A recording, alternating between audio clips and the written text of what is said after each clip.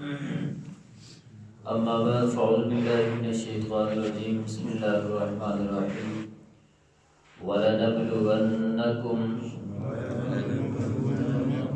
بِشَيْءٍ مِّنَ الْخَوْفِ وَالْجُوعِ وَنَقْصٍ مِّنَ الْأَمْوَالِ وَالْأَنفُسِ والثمرات وبشر الصابرين الذين إذا أصابتهم مصيبة قالوا إنا لله وإنا إليه راجعون أولئك عليهم صلوات من ربهم ورحمة وأولئك هم المهتدون. صدق الله المولانا العظيم. اللهم صل على محمد النبي وعلى آله وسلم تسلیما. جی ترجمہ دیکھیں. وَلَنَبْلُوَنَّكُمْ اور ہم ضرور آزمائیں گے تم کو بِشَيْءٍ کسی ایک چیز کے ساتھ من الخوف خوف سے والجوع اور بھوک سے وَنَقْصٍ مِّنَ الْأَمْوَالِ نقص کہتے ہیں کمی کرنے کو. اموال مال کی جمع ہے، والانفس نفس کی جمع ہے، والثمرات پھلوں کی جمع ہے، پھل کی جمع ہے پھلوں. وَنَقْصٍ مِّنَ الْأَمْوَالِ وَالْأَنفُسِ وَالثَّمَرَاتِ اور مال اور جان اور پھلوں کے کم کرنے سے. وَبَشِّرِ الصَّابِرِينَ اور خوشخبری سنا دیجئے صبر کرنے والوں کو. الذین وہ لوگ اذا اصابتہم جب ان کو پہنچے مصیبت کوئی مصیبت قالوا تو کہتے ہیں انا للہ بے شک ہم اللہ ہی کے لیے ہیں وَإِنَّا إِلَيْهِ راجعون اور بے شک ہم اسی کی طرف لوٹنے والے ہیں. اولئک یہی لوگ علیہم کہ ان پر صلوات من ربہم طرح طرح کی نوازشیں ہوں گی ان کے رب کی طرف سے ورحمہ اور رحمت. وَأُولَئِكَ اور یہی لوگ ہم المہتدون سیدھی راہ پر ثابت قدم رہنے والے ہیں.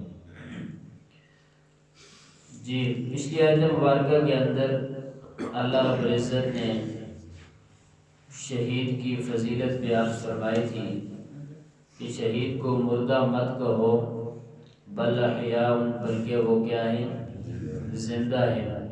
اب اگلی آیات کے اندر اللہ رب العزت اپنی آزمائشوں اور صبر کے متعلق بیان فرما رہے ہیں. فرمایا کہ ہم تمہیں آزمائیں گے خوف میں سے من الخوف خوف سے والجوع اور بھوک سے. حضرت ابن عباس رضی اللہ تعالی عنہ کی روایت کے مطابق خوف سے مراد دشمن کا خوف ہے. خوف سے مراد دشمن کا خوف ہے کہ ہم تمہیں کبھی کبھی دشمن کا خوف دے کر بھی آزمائیں گے کہ کیا تم لڑکھڑا جاتے ہو یا اپنے رب کی طرف متوجہ ہوتے ہو. دوسرا فرمایا والجوع اور کبھی کبھی تمہیں بھوک دے کر. حضرت ابن عباس کی روایت کے مطابق اس جو سے مراد قحط-سالی ہے. اس جو سے مراد قحط-سالی ہے کہ کبھی کبھی تمہیں بھوکا رکھ کے قحط-سالی کے اندر مبتلا کر کے بھوک پیاس میں آزمائیں گے کہ آیا اس کے اندر بھی تم لڑکھڑا جاتے ہو یا اپنے رب کی طرف متوجہ ہوتے ہو یا کسی غیر کے آگے تم اپنی جوہلیاں پھیلانے لگتے ہو. وَنَقْسٍ مِّنَ الْأَمْوَالِ وَالْأَنفُسِ وَالثَّمَرَاتِ اور مالوں کے کمی کرنے سے اور جانوں کے تلف کرنے سے اور پھلوں کے تلف کرنے سے بھی ہم کبھی کبھی تمہیں آزمائیں گے، یعنی مال ختم ہو جائیں گے، کم پڑ جائیں گے، اور تم میں سے قیمتی قیمتی جانیں جو ہیں وہ تم سے کبھی کبھی جدا ہو جایا کریں گی، چاہے وہ بڑھاپے کی حالت میں ہو، جوانی کی حالت میں ہو، لڑکپن کی حالت میں ہو یا ادھیڑ عمر میں ہو، کبھی کبھی تم سے جدا ہو جایا کریں گی۔ والثمرات، اور کبھی کبھی تو تمہارے پورے کے پورے پھلوں کے باغات بھی ہم تلف کر لیں گے، چاہے وہ آگ کے ذریعے کریں یا طوفانوں کے ذریعے کریں، ہواؤں کے ذریعے کریں، کبھی کبھی وہ بھی تلف ہو جایا کریں گے۔ تو ہم دیکھنا چاہتے ہیں کہ اس حالت کے اندر تم کس کی طرف دھیان کرتے ہو۔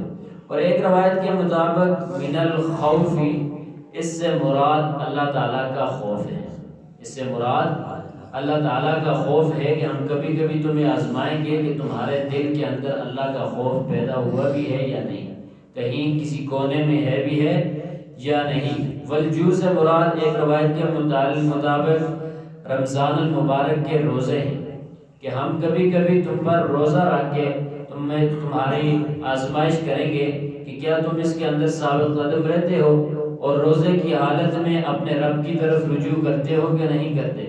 ونقص من الاموال، اور ایک روایت کے مطابق نقص من الاموال سے مراد یہ ہے کہ ہم تمہیں زکوٰۃ اور صدقات کے اندر آزمائیں گے کہ کیا جب تم زکوٰۃ ادا کرتے ہو تو تمہاری کیفیت کیا ہوتی ہے، تم صدقہ ادا کرتے ہو تو تمہاری کیفیت کیا ہوتی ہے۔ ظاہراً تو جب انسان زکوٰۃ ادا کرتا ہے، صدقہ ادا کرتا ہے، تو مال کے اندر کمی واقع ہوتی ہے، اسی لیے بعض حضرات جو ہیں زکوٰۃ ادا کرنے سے، صدقات ادا کرنے سے کتراتے ہیں، تو اللہ فرماتے ہیں ہم آزمائش میں ڈالتے ہیں کہ ہوتی تو کمی واقع ہے، کیا تمہارے دل کے اندر حقیقی بات ہے کہ نہیں کہ زکوٰۃ دینے سے مال کم نہیں ہوتا ہے، بڑھتا ہے، صدقہ دینے سے مال کم نہیں ہوتا ہے، بڑھتا ہے۔ ہم تمہیں کبھی کبھی اس طرح بھی آزمائیں گے۔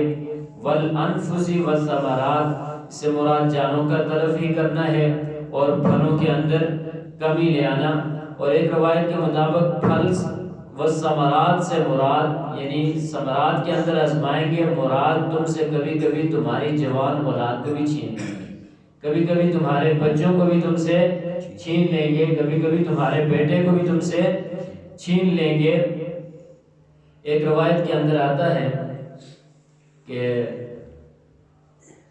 ابو موسیٰ اشعری رضی اللہ تعالیٰ عنہ کی روایت ہے، نبی پاک صلی اللہ علیہ وسلم نے فرمایا کہ اللہ رب العزت نے حضرت جبرائیل کو حکم دیا کہ جب دیتے ہیں کہ فلاں شخص کا بیٹا چھین لو، تو پھر جب جبرائیل علیہ السلام اس کی روح قبض کر دیتے ہیں تو اللہ رب العزت اس سے پوچھتے ہیں کہ جبرائیل اسرائیل علیہ السلام تو نے میرے فلاں بندے کے بیٹے کو چھین لیا؟ وہ کہتا ہے جی ہاں چھین لیا۔ اللہ رب العزت دوسری بار پوچھتے ہیں کہ تو نے چھین لیا؟ واقعی چھین لیا ہے؟ تو ہاں چھین لایا ہوں۔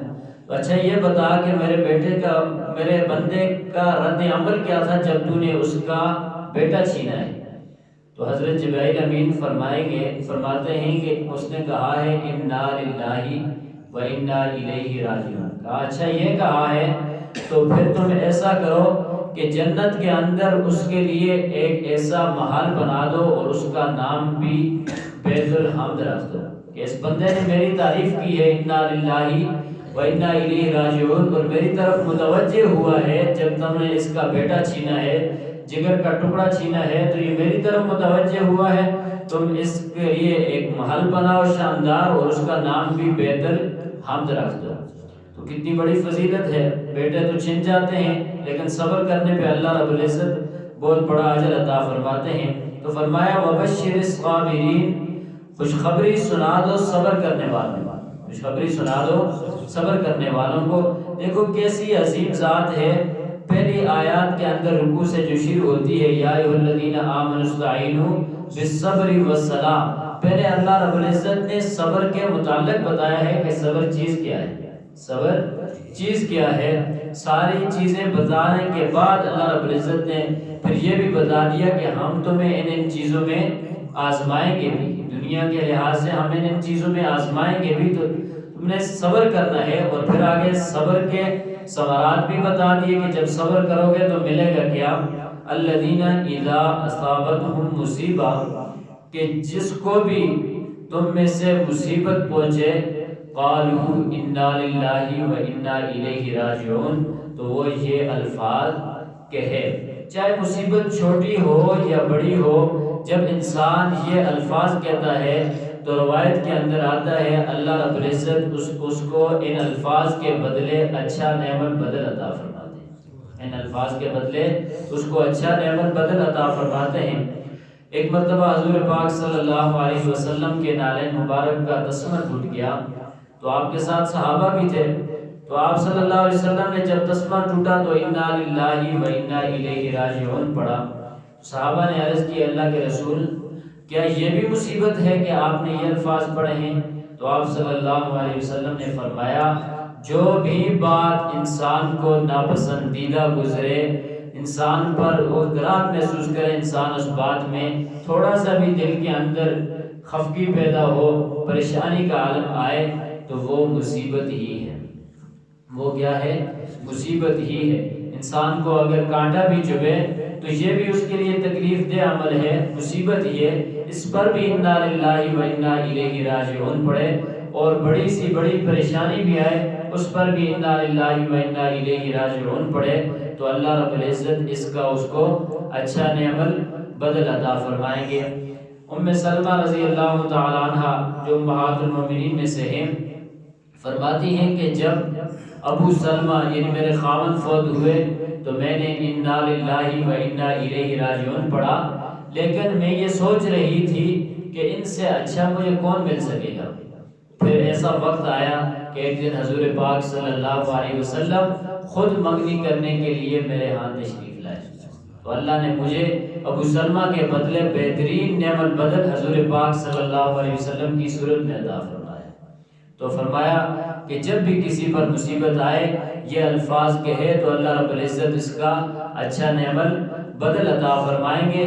صرف یہی نہیں فرمایا، آگے فرمایا اولئک علیہم صلوات من ربہم ورحمہ، صلوات کہتے ہیں اللہ رب العزت کی جانب سے عطا ہونے والی برکت، رحمت کو، اللہ کی جانب سے عطا ہونے والی برکت اور رحمت کو صلوات کہا جاتا ہے۔ جہاں بھی اللہ رب العزت کی طرف اس یہ لفظ کی منسوب ہوگا تو یہی معنی ہوگا برکتیں، رحمتیں۔ اولئک علیہم صلوات من ربہم ورحمہ، اور یہی لوگ ہیں کون؟ جو صبر کریں گے ان مصائب پر، جتنی بھی مصیبتیں آئیں گے ان پر صبر کریں گے۔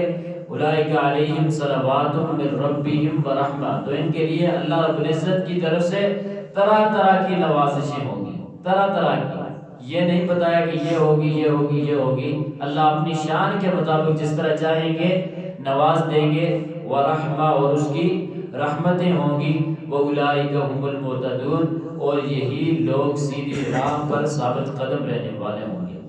یہ ترجمہ دیکھیں، وَلَنَبْلُوَنَّكُمْ، اور ہم ضرور آزمائیں گے تمہیں، بِشَيْءٍ، کسی ایک چیز کے ساتھ، من الخوف، خوف سے، والجوع، اور بھوک سے، ونقص من الاموال، اور مالوں کی کمی کرنے سے، والانفس، اور جانوں میں کمی کرنے سے، والثمرات، اور پھلوں میں کمی کرنے سے، وبشر الصابرین، اور خوشخبری سنا دیجئے صبر کرنے والوں کو، الذین، وہ لوگ، اذا اصابتہم، جب ان کو پہنچتی ہے کوئی مصیبت، قالوا، کہتے ہیں، انا للہ، بے شک ہم اللہ ہی کے لیے ہیں، وَإِنَّا إِلَيْهِ رَاجِعُونَ، اور بے شک ہم اسی کی طرف لوٹنے والے ہیں۔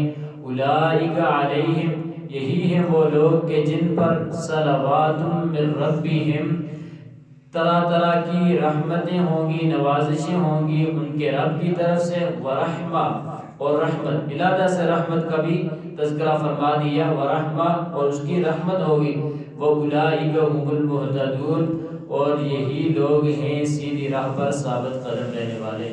اللہ تعالی ہم سب کو انہی لوگوں میں شامل فرما دے، عمل کرنے کی توفیق عطا فرمائے۔ آپ کو بات